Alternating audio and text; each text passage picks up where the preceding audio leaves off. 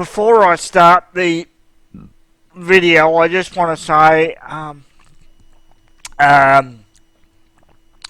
recently I said I was leaving YouTube because I was sick and tired of all the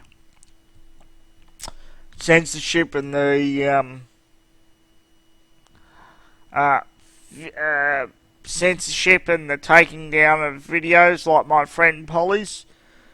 However, I've decided not to leave YouTube because I saw a Q post that I actually agree with, which suggested we need to spread information as far and wide as possible, and we shouldn't surrender ourselves off these platforms, and we should use backup platforms like BitChute and Parlayer and everything as command bases, and I happen to actually agree with that post. So although how I felt at the time, trust me, I was 100% telling you the truth. I fed up with YouTube and I felt like leaving. That's surrendering to them. That's exactly what they want, and I don't want to do that either. Anyway, that's the end of that explanation. I want to talk about cancel culture and the real reason behind it and the real damage of it.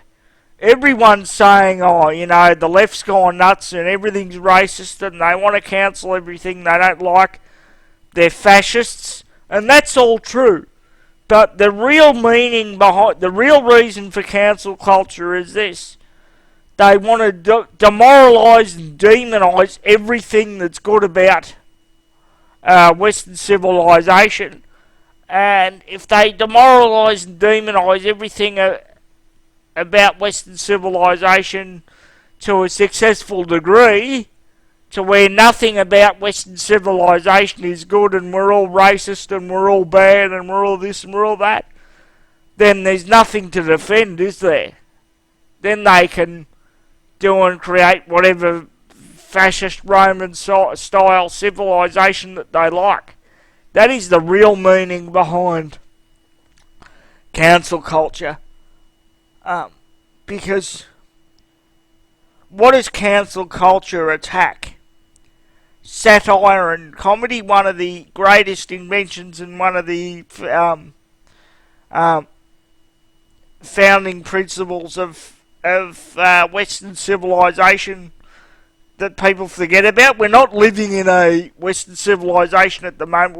We're all sort of living in a sort of a gap between post-Western civilization era and a Roman style era that they want to go back to, where there's a group of people up here and you're down there.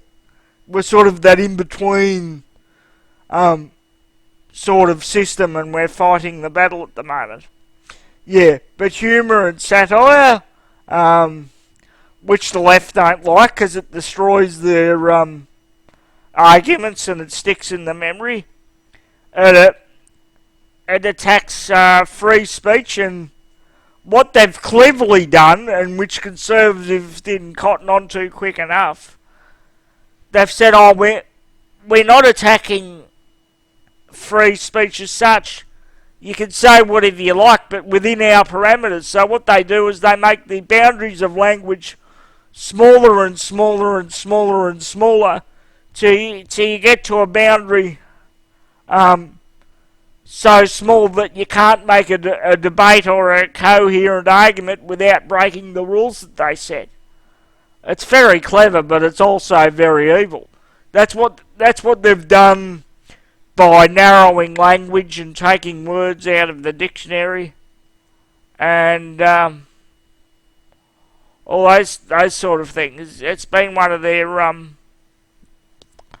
founding principles to destroy the English language to such an extent where you can no longer have a coherent argument or debate without being declared racist or fascist or whatever buzzword they come up with. And also, a very important pillar of Western civilization which no, I find no one is bringing up, which is why I had to do this video, and which is the most important to me, is merit.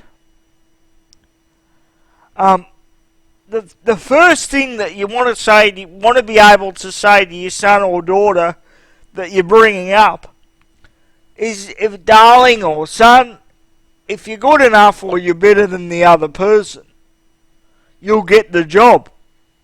But you'll get the job, or you'll get the guy that you want, or the woman that you want, or anything. But that's not the case these days, because, you know, of the quota systems and the affirmative action and this bullshit nowadays that black people can only play black characters. I bet that doesn't extend to whites, but hey, we're a different category these days. You can say whatever you like to whites and Jews, it doesn't matter. I bet they don't make it so that white actors have to play white voices, because that's racist, right? When in the actual fact, only black actors playing black voices, that's racist. That's the definition of racism. But hey, what do I know? Whether, I don't care what colour the person is, whether they're white, black, green, yellow, purple, or whatever, if they're the best actor for the job, they've got the best voice, or they're the perfect person for the actual character, they should get the job. Because merit is important. Because without merit, what have you got? You've got... People don't grow up thinking that if they try as hard, they can get the job. If they're better than the other person, they can get the job. It promotes apathy. It promotes mediocrity. And you've got the downfall of... And it also promotes racism. And you've got the downfall of Western civilization, which is what you've got now as a result of this cancel culture business. But as I said, the main purpose of this is to denigrate the pillars of Western civilization to such an extent that people feel there's no point defending it.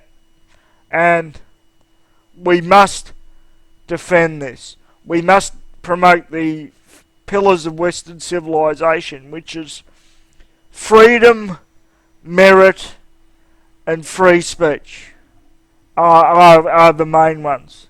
And real human rights, not the ones trumped up by the UN and the other NGOs, which we must guard against this race baiting business. Anyway, ladies and